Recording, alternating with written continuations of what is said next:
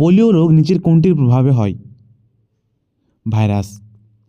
তরাইনের যুদ্ধ মোহাম্মদ ঘোরি ও নিম্নলিখিত কার মধ্যে সংঘটিত হয়েছিল?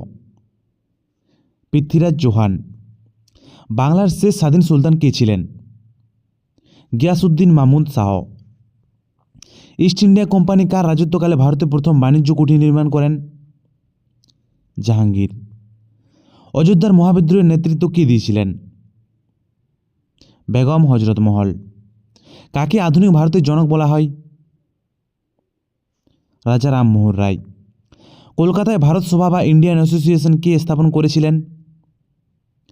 S N Banerjee. কর্কটক্রান্তি রেখা নিম্নলিখিত কোন রাজ্যের মধ্য দিয়ে বিস্তৃত হয়েছে? মধ্যপ্রদেশ। সার্কের মুখ্য কার্যালয় কোথায় অবস্থিত? কাঠমান্ডু। ভারতে অবস্থিত নিম্নলিখিত অঞ্চলগুলির মধ্যে কোনটি প্রাচীনতম শিলা দিয়ে গঠিত? আরাবল্লী পর্বত।